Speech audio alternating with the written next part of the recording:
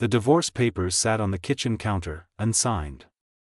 Emily Caldwell stared at them through the steam rising from her coffee.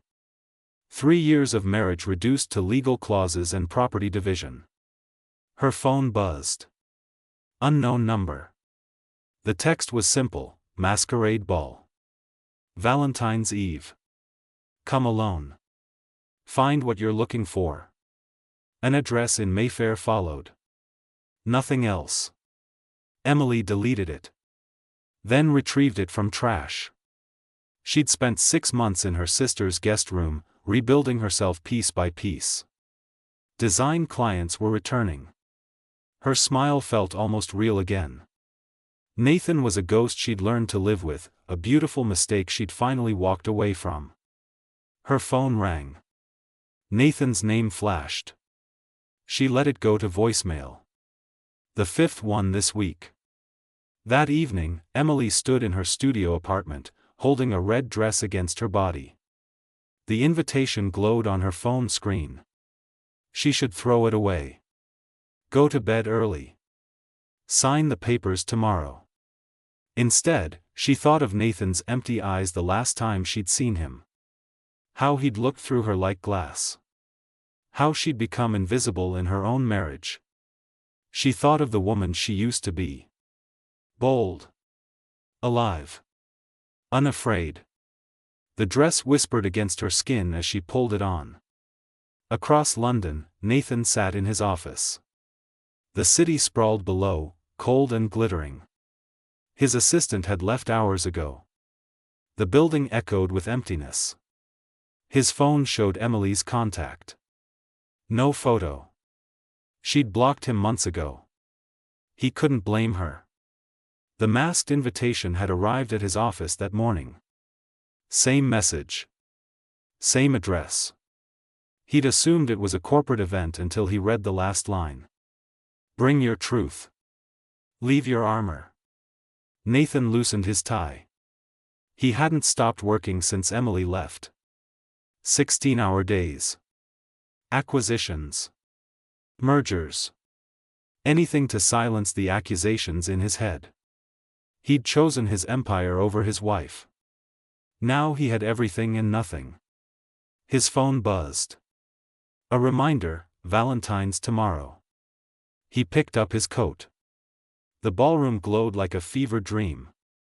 Crystal chandeliers scattered light across masked faces. Champagne flowed. Orchestra strings wept through the air. Emily adjusted her golden feathered mask, her heart hammering. She felt exposed and invisible at once. A man brushed past her toward the bar. Silver mask. Broad shoulders. Something about him made her breath catch. He ordered whiskey, his voice rough. Familiar in a way that made no sense. Emily turned to leave. Wait. His hand caught her wrist. Gentle. Burning. She turned. Gray eyes studied her through the silver mask. I know you, he said. No, you don't. Then why does it feel like I do? Emily pulled her hand away, but stayed. The orchestra shifted. Bodies swayed around them. Dance with me, he said. Not a question. A plea. She should refuse.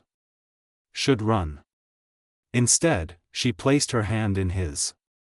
The moment he touched her waist, the world tilted. They moved together like thunder and lightning, inevitable and dangerous. Tell me something true, he murmured against her ear. Emily's voice shook. I walked away from someone I loved because staying was killing me. His grip tightened. I let someone walk away because I was too proud to admit I was destroying her. They danced closer. The music swelled.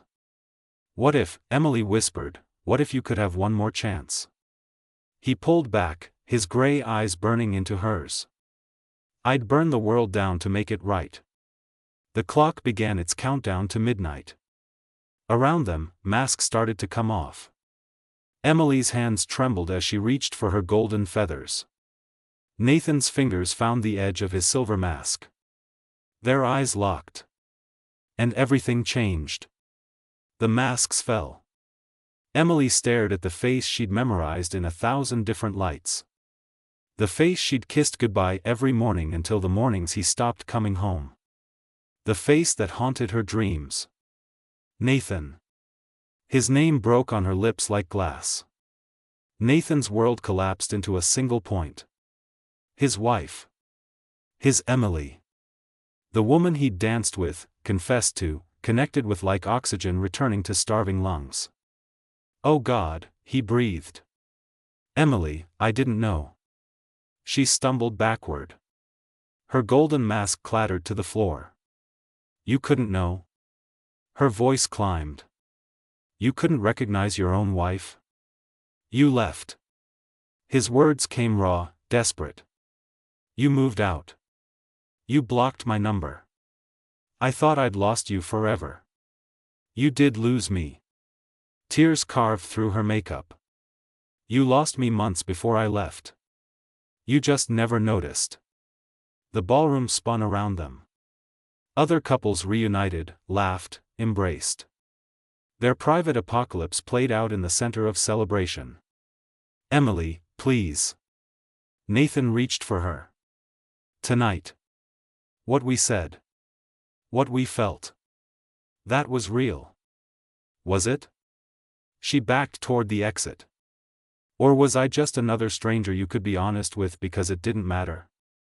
Because I wasn't your wife, standing in your way, demanding your time? That's not fair. Fair? Her laugh cracked. You want to talk about fair? I spent 3 years loving someone who treated me like furniture. Beautiful, expensive furniture he could ignore until guests came over. Nathan flinched. I know I failed you. You didn't fail me, Nathan. Emily's voice went quiet. Deadly. You forgot me. There's a difference. She turned to leave. I loved you. His words stopped her. I love you. Present tense. Emily, I never stopped. She looked back. Her eyes were ancient. Exhausted. Love isn't enough. It never was. The exit door slammed behind her. Nathan stood frozen as the ballroom celebrated around him. Then he moved. He burst into the February night. Rain hammered the streets. Emily's silhouette disappeared around a corner. Emily. He ran after her, his dress shoes slipping on wet pavement. She spun. Rain plastered her hair to her face. Her mascara ran like war paint. Go back inside, Nathan. Not without you. You don't get to decide that anymore. Then let me explain. Just. Let me explain. Emily's shoulders shook. With cold or fury or grief, Nathan couldn't tell. Fine. She crossed her arms. Explain why I found hotel receipts in your coat. Explain the late-night calls you took in another room. Explain the perfume that wasn't mine. Nathan's blood turned to ice. What are you talking about? Don't. Her voice could cut stone. Don't insult me by lying now. Emily, I never cheated on you. Never. Then explain Vivian Marsh. The name hit him like a physical blow. How do you know that name? Emily laughed bitterly. Your business partner? The woman you spent more time with than your own wife? The one whose perfume I smelled on your shirts? She's a colleague. Nothing more. A colleague you met at hotels? For business dinners. Emily, we were negotiating a merger. Neutral territory. I swear on everything, nothing happened. But you wanted it to. The accusation hung between them. Nathan's silence was answer enough. Emily nodded slowly. Like something inside her had finally, completely broken. Thank you, she whispered. For finally telling the truth. She turned away. Wait. Nathan's voice cracked. You're right. I thought about it. Once. When things between us were at their worst. When I came home and you wouldn't even look at me. Emily stopped walking. She listened when you wouldn't. She laughed at my jokes. She made me feel like I mattered. He stepped closer. But I didn't do it. I couldn't. Because even when I was angry, even when we were breaking, even when I knew I was losing you. His voice dropped to a whisper. You were the only one I wanted. Emily turned. Rain dripped from her chin. Then why didn't you fight for me? Why did you let me leave? Because I thought you deserved better. Someone who hadn't already broken your heart. Someone who could give you the life you wanted instead of the ghost of one. You idiot. Fresh tears mixed with rain. I didn't want a perfect life. I wanted you. The real you. The one who showed up tonight without his armor. Nathan closed the distance between them. His hands framed her face. I'm here now. Really here. Please, Emily. One more chance. Let me prove I've changed. She searched his eyes. Desperate. Drowning. Then her phone rang. She pulled it from her clutch. Unknown number. She answered, her eyes never leaving Nathan's. Hello? A woman's voice. Smooth. Poisonous. Mrs. Caldwell. Or should I say, almost ex-Mrs. Caldwell. This is Vivian Marsh. We need to talk about your husband. Emily's blood turned to ice. How did you get this number? I make it my business to know things. Vivian's voice dripped honey and venom. Meet me. Tomorrow. Noon. The Rosewood Hotel lobby. Come alone. The line went dead. Nathan's face had gone white. What did she say? She wants to meet me. Don't go. Emily studied him. Rain streamed between them like a barrier. Why not? Because Vivian Marsh is dangerous. She's not just my business partner. She's been trying to destroy the merger for months. Corporate sabotage. If she's contacting you, it's not for coffee and conversation. Then I definitely need to hear what she has to say.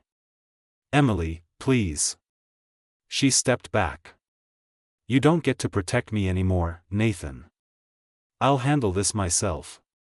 She walked away, leaving him standing in the rain like a monument to everything they'd broken. The Rosewood Hotel dripped old money and older secrets. Emily arrived at 11:55, her armor perfectly in place. Black dress. Red lipstick. The woman who'd survived her marriage's collapse. Vivian sat in a corner booth, impossibly elegant. Dark hair. Sharp cheekbones. Eyes like a predator. Mrs. Caldwell. Thank you for coming. Emily slid into the booth. You have 5 minutes. Direct. I like that. Vivian sipped her martini. Your husband is a complicated man. Ex-husband. Almost. Is he? Vivian's smile cut. Those papers remain unsigned. Interesting. What do you want? Vivian placed a folder on the table. The truth about Nathan Caldwell. Emily didn't touch it. I already know the truth. Do you? Do you know about the offshore accounts? The shell companies? The money he's been moving for the past 6 months? Emily's stomach dropped. He's been preparing, Vivian continued. Building something. And he's been very, very careful to keep it hidden. Even from you. I don't believe you. Then look. Vivian pushed the folder closer. Bank statements. Wire transfers. Company formations. All dated after you left him. All leading to one conclusion. Emily's hands trembled as she opened the folder. Numbers swam. Accounts she didn't recognize. Transfers in the millions. What is this? Your husband liquidating his assets. Quietly. Methodically. The question is, why? Is he hiding money from you in the divorce? Is he planning to disappear? Or is something else happening? Emily's mind raced. Nathan had been desperate last night. Raw. Real. Or was it all performance? There's more, Vivian said softly. The merger he's been working on. It's a trap. He's planning to absorb my company, strip its assets, and leave me with nothing. Very quietly. Very illegally. Nathan wouldn't do that. The Nathan you knew wouldn't. But people change when they're desperate. When they're angry. When they feel betrayed. Vivian leaned forward. He blames me for encouraging you to leave. Did he tell you that? Emily's throat closed. What? I met you once. At his office Christmas party. You looked so lost. So invisible. I told you that you deserved better. That you should save yourself. Vivian's eyes glittered. You left 2 weeks later. Nathan knows I said something. He's never forgiven me. The room tilted. This is revenge, Vivian whispered. Against me. Possibly against you. And I won't let him destroy everything I've built. So I'm offering you a choice. What choice? Help me stop him. Testify about the hidden accounts in your divorce proceedings. Force him to expose everything. In exchange, I'll make sure you get what you deserve in the settlement.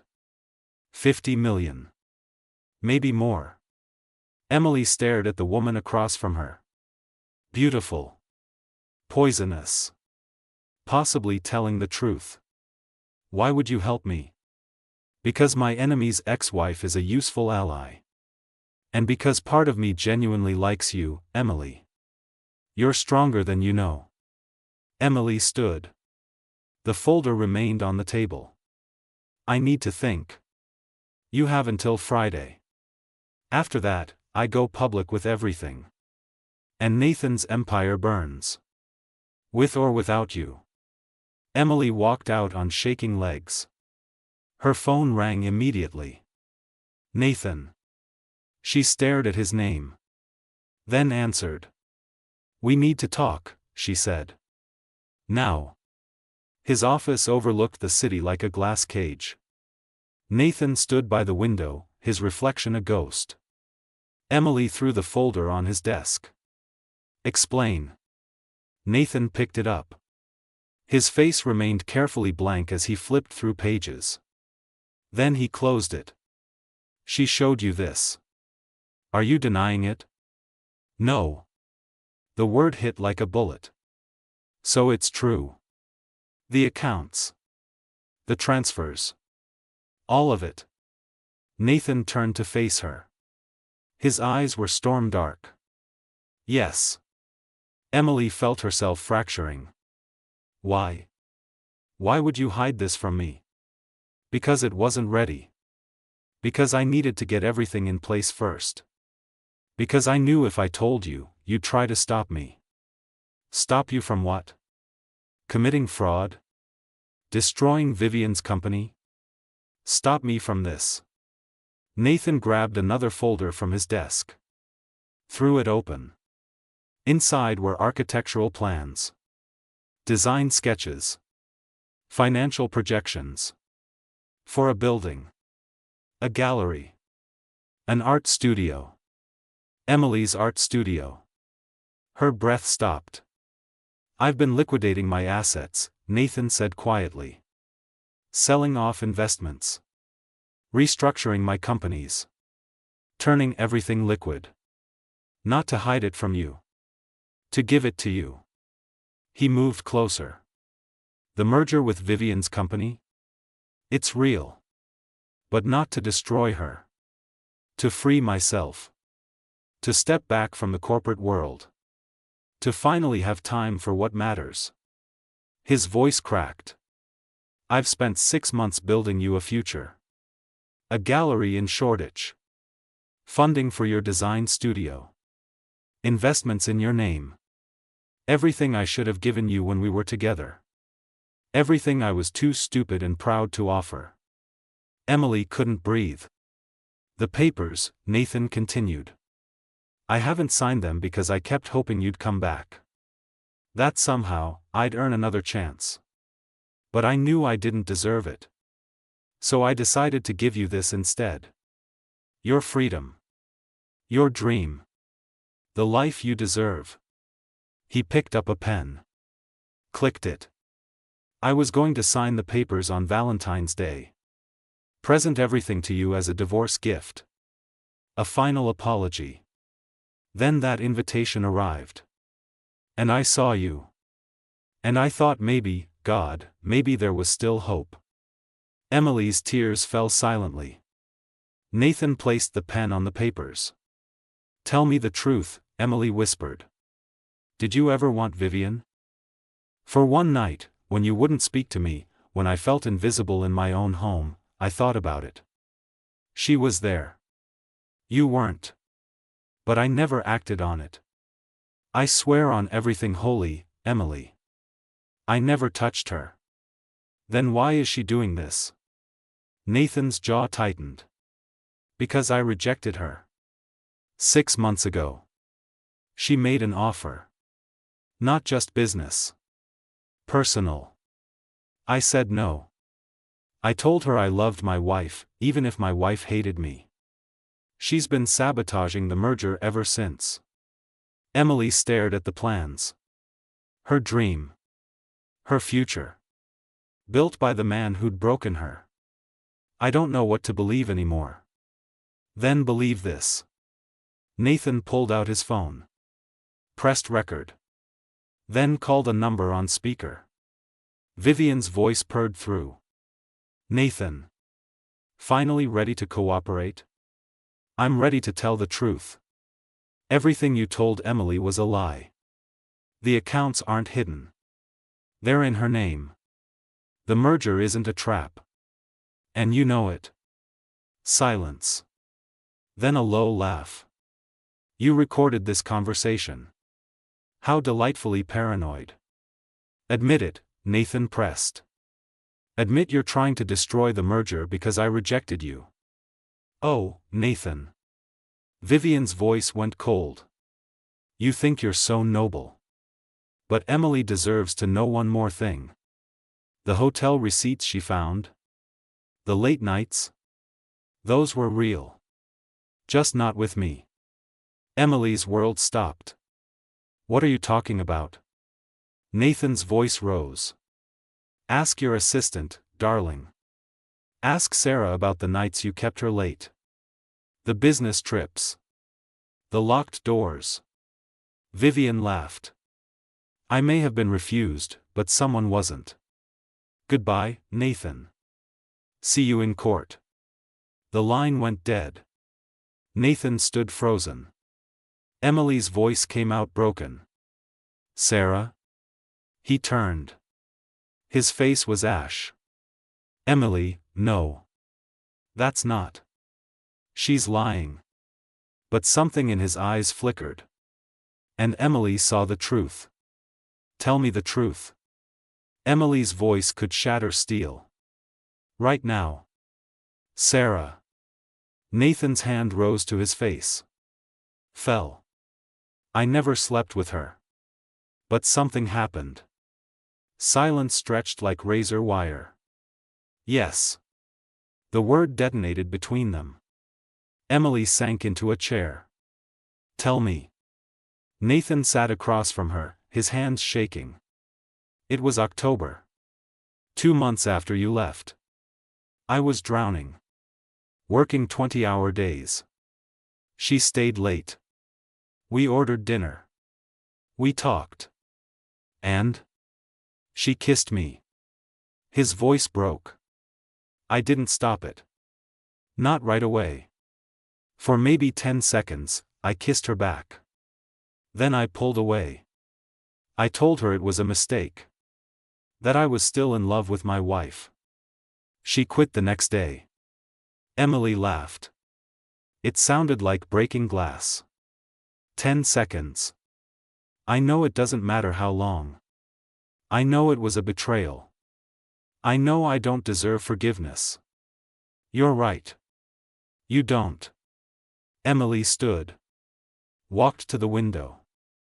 The city sprawled below, indifferent to their pain. I spent 3 years being invisible. Being second to your work. Your ambition. Your everything. Then I left. And it still wasn't enough. I still had to share you. Emily, please. No. She turned. Her eyes were ancient. You want to give me a gallery? A studio? Money? You think that fixes anything? You can't buy redemption, Nathan. You can't purchase forgiveness with architectural plans and good intentions. Then what can I do? His voice rose to a shout. Tell me. Tell me what I can do to make this right, because I don't know anymore. You can let me go. The words hung in the air like a death sentence. Sign the papers, Emily whispered. Take your merger. Keep your money. Build someone else their dreams. Let me disappear. Let me heal. Let me forget. Nathan stood frozen. Then slowly, mechanically, he picked up the pen. His hand hovered over the signature line. If I sign this, he said quietly, I lose you forever. You lost me the moment you kissed someone else. But the masquerade. What we had. That was real. That was two strangers telling the truth because they had nothing left to lose. It wasn't us. It was who we could have been. Nathan's hand trembled. The pen touched paper. His phone exploded with sound. Both their phones. Simultaneous alerts. Emily grabbed hers. Her face went white. The headline screamed, Tech CEO Nathan Caldwell accused of corporate fraud. Merger with Marsh Industries under investigation. Below it, a photo of Nathan and Vivian. Intimate. Damning. No, Nathan breathed. Emily read faster. She released everything. The accounts. The transfers. The merger documents. She's claiming you tried to destroy her company. That you hid assets during the divorce. That you used corporate funds for personal projects. Nathan's phone rang. His lawyer. He answered. Listened. His face turned to stone. I understand. Yes. I'll be there. He hung up. The board is calling an emergency meeting. The merger is dead. Vivian is pressing charges. If they find evidence of wrongdoing, I could face criminal prosecution. Emily stared at him. Did you do anything illegal? No. Everything was legal. Aggressive, but legal. But proving that will take months. Years.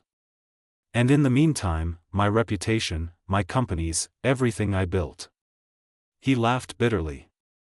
It's all burning down. Emily's hands clenched. She planned this. The phone call. The meeting. She was building a case. Making me a witness. You need to stay away from this. If you're connected to me when this explodes, your studio, your clients, everything could be destroyed too. Nathan. Sign the papers. He pushed them toward her. Sign them now. Publicly distance yourself. Tell the press we've been separated for months. That you had no knowledge of any business dealings. Protect yourself. Emily stared at the papers. At the man across from her. The man who'd broken her. Hidden from her. Betrayed her. The man who'd danced with her in a ballroom like they were the only two people alive. The man who'd built her a future even when he knew he wouldn't be in it. No. Nathan's head snapped up. What? No. Emily's voice strengthened. I'm not signing. I'm not running. And I'm not letting her destroy you. Emily, you don't understand what you're saying. I understand perfectly. She grabbed her coat. You made mistakes. You hurt me. You broke us. But you didn't do this. You're not a criminal. You're just a man who loved his work more than his wife until it was too late. Where are you going? To fix this. How? Emily turned at the door. Her eyes blazed. By doing what you should have done months ago. Fight. The press conference was a feeding frenzy. Reporters packed the hotel conference room. Cameras flashed like lightning. Emily walked to the podium in a white dress. War paint and armor. My name is Emily Caldwell. I'm Nathan Caldwell's wife. Not ex-wife. Wife. And I'm here to tell the truth about my husband and Vivian Marsh. The room erupted. Emily raised her hand. Silence fell. 6 months ago, I left my husband. Our marriage was failing. He prioritized work over us. Over me. I felt invisible. So I walked away. That part is true. What Vivian Marsh isn't telling you is that she approached me during that separation. She encouraged me to leave. She planted doubts. She told me my husband was having an affair. She pulled out her phone. Projected a series of text messages on the screen behind her. These are texts from Vivian Marsh to me. Sent over the past 6 months. Inviting me to coffee. Asking about the divorce. Gathering information. She's been building a case, not against corporate fraud, but against a man who rejected her advances. Gasps rippled through the crowd. My husband made mistakes. He neglected our marriage. He kissed his assistant in a moment of weakness. He's not perfect. But he's not a criminal. The accounts Vivian is claiming were hidden. They were in my name. For a business venture he was building for me. The merger? Legal. Aggressive, but legal. Everything she's accusing him of is revenge. Pure and simple. A reporter shouted, "Why would you defend him after he betrayed you?" Emily's smile was sad. Because betrayal doesn't erase love. It complicates it. And because sometimes the right thing to do isn't the easy thing. It's the true thing. She stepped down. Outside, Nathan waited by a car. His face was unreadable. You didn't have to do that. Yes, Emily said. I did. Why? She looked at him. Really looked. At the man she'd loved. The man she'd hated. The man she'd danced with under crystal chandeliers. Because you built me a future when you thought you had no place in it. Because you recorded a phone call to protect me even when it could destroy you. Because for 10 seconds, you were human and weak and hurting. And I understand that. Nathan's eyes filled. I don't deserve you. No, Emily agreed. You don't. But maybe that's not the point.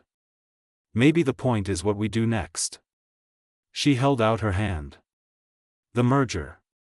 Can you save it without Vivian? Maybe. If I restructure.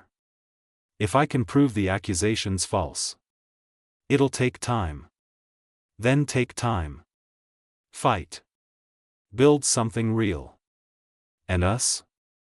Emily smiled. Sad. Hopeful. Honest. I don't know if there's an us anymore. Maybe there is. Maybe there isn't. But I know who you are now. The good and the broken.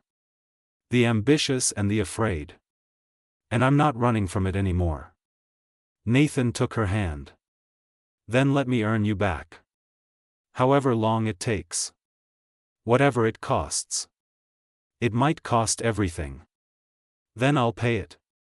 Behind them, police sirens wailed. 2 officers approached. Nathan Caldwell? You're under arrest for corporate fraud and embezzlement. Emily's hand tightened on his.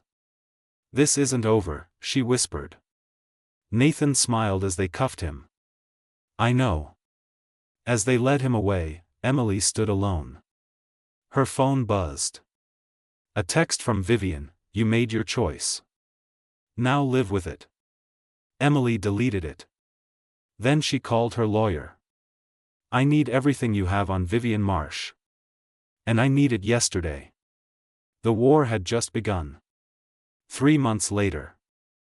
The courtroom smelled like old wood and stale ambition. Emily sat in the front row, her spine straight, her hands folded. Nathan sat at the defense table in a suit that cost less than his old ties. Prison had hollowed him. Made him real. Their eyes met. He smiled. She didn't smile back. She couldn't. Not yet. The prosecutor stood. Your Honor, given the new evidence presented by Mrs. Caldwell, the state moves to dismiss all charges against Nathan Caldwell. The judge's gavel cracked like thunder. Motion granted. Mr. Caldwell, you're free to go. The courtroom erupted. Emily had spent 3 months tearing apart Vivian Marsh's life. Following money trails. Interviewing former employees. Building a case. She'd found the truth buried in bank records and offshore accounts. Vivian had been embezzling from her own company for years. The merger wasn't a trap Nathan had set. It was one Vivian was trying to escape. She'd planned to blame Nathan for her crimes, walk away clean, and destroy him in the process. But Emily had found the receipts. The wire transfers. The shell companies that actually belonged to Vivian. Justice, it turned out, was just better accounting. Outside the courthouse, cameras swarmed. Emily pushed through, ignoring questions. Nathan followed, his hand almost touching her back but never quite landing. They walked 6 blocks in silence before Emily stopped at a small cafe. Coffee? She asked. Yeah. Inside, they sat across from each other like strangers.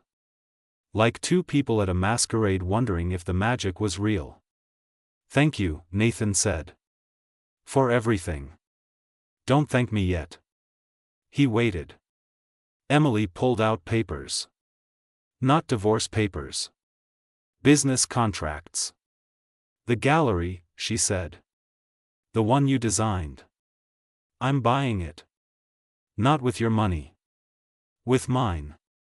I took on investors. Real ones. People who believe in my work. It opens next month. Nathan's face lit up. Emily, that's incredible. You're invited. To the opening. As a guest. Not as my husband. Not yet. The qualifier hung between them. Not yet, Nathan repeated. Meaning possibly someday? Emily met his eyes. Meaning I'm not signing the divorce papers. But I'm also not tearing them up. They're in a drawer. Waiting. For me to decide if the man I danced with at a masquerade is the same man I married. Or if he's someone new. And if he's someone new, then maybe we can try again. Slowly. Carefully. Like 2 people learning each other for the first time. Nathan reached across the table. His hand open. Asking. Not taking. Emily looked at his hand. Scarred from 3 months of learning to be someone other than a CEO. Learning to be human. She placed her hand in his. I'm still angry, she said. I'm still hurt. There are nights I hate you. Mornings I miss you so much I can't breathe. Afternoons where I forget we're broken and reach for my phone to call you. I know the feeling. But I also know this. Her grip tightened. That night at the masquerade, we told each other the truth. All of it. The ugly and the beautiful. And we're still here. Still trying. That has to mean something. It means everything. Nathan's voice cracked. They sat in the cafe as the light changed outside. Gold fading to blue. Day becoming evening. I'm seeing a therapist, Nathan said. Learning why I buried myself in work. Why I couldn't be present. Why I was so afraid of failing that I destroyed the one thing that mattered. Good. I sold the penthouse. Bought a smaller place. One story. No wings. No separate lives. Also good. I'm stepping back from the company. Promoting someone else to CEO. I'll consult. But I won't bleed for it anymore. I won't sacrifice us for it. Emily's eyes stung. Nathan. I'm trying to be the man you fell in love with. The one who disappeared. The one you saw for 10 minutes at a masquerade ball. You can't be that man. Emily's voice was gentle. He never existed. He was who we both wanted to be. Not who we are. Then who are we? Emily stood. Nathan rose with her. We're two people who broke each other, she said. Who betrayed each other. Who learned that love isn't enough without trust. Without time. Without sacrifice. She stepped closer. But we're also two people who fought for each other when it would have been easier to walk away. Who told the truth when lies would have been safer. Who danced like we were the only two people alive and meant it. Their faces were inches apart. So who are we? Emily whispered. I don't know yet. But I'm willing to find out. If you are. Nathan's hand cupped her face. Gentle. Reverent. Like she might shatter. I'll spend the rest of my life finding out. However long you'll give me. Start with coffee dates. Thursday nights. No business calls. No distractions. Just us. Talking. Learning each other again. I can do that. Then maybe, someday, we tear up those papers. Or maybe we sign them. But either way, we'll know it was real. That we gave it everything. Nathan leaned down. His lips a breath away from hers. May I kiss you? Emily smiled. Sad. Hopeful. True. Not yet. Earn it first. She pulled back. Grabbed her coat. At the door, she turned. See you Thursday, Nathan Caldwell. See you Thursday, Emily Caldwell. She walked out into the London evening. The city glittered around her. Full of possibility. Full of pain. Full of hope. Her phone buzzed. A text from Nathan. I love you. I'll prove it. However long it takes. She typed back. Good. Because I'm not making this easy. I don't want easy. I want real. Emily smiled. For the first time in a year, she felt something close to whole. 2 years later. The gallery opening was packed. Emily's designs covered the walls. Bold. Beautiful. Uncompromising. Nathan stood in the corner, champagne untouched. Watching his wife shine. His wife. They'd renewed their vows 6 months ago. Small ceremony. Just them. A judge. 2 witnesses. Nothing like the first wedding. This one was built on truth instead of dreams. Emily caught his eye across the room. Smiled. That secret smile that still made his heart stop. She crossed to him, her hand finding his with the ease of practice. Of time. Of work. Proud of me? She asked. Always. Even when I'm impossible? Especially then. She laughed. Kissed his cheek. I have to make a speech. Stay close. Where else would I be? Emily took the microphone. The crowd hushed. 2 years ago, she said. I almost lost everything. My marriage. My career. Myself. I stood on the edge of giving up. Of signing papers and walking away. Of choosing the easy path. Her eyes found Nathan's. But someone reminded me that the right path isn't always the easy one. That love without work is fantasy. That forgiveness without change is foolish. That we're all broken, all flawed, all searching for someone who'll see our worst and choose us anyway. Nathan's throat closed. This gallery exists because someone believed in me when I didn't believe in myself. Because someone built me a future even when they didn't know if they'd be in it. Because someone proved that people can change. That redemption is possible. That love is a choice we make every single day. She raised her glass. To second chances. To hard truths. To marriages that survive because we fight for them. To the strangers we become when we take off our masks. And to the partners who love us, not despite our flaws, but because of them. The room erupted in applause. Nathan met Emily at the center of the gallery. She fell into his arms. I'm so proud of you, he whispered. I'm proud of us. We did it.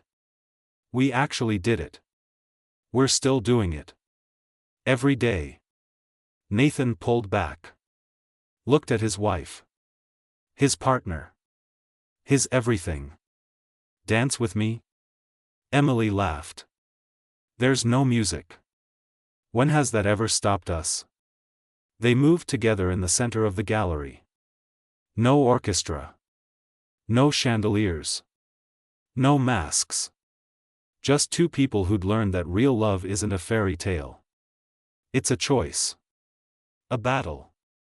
A daily decision to see someone's worst and love them anyway. Emily rested her head on Nathan's chest.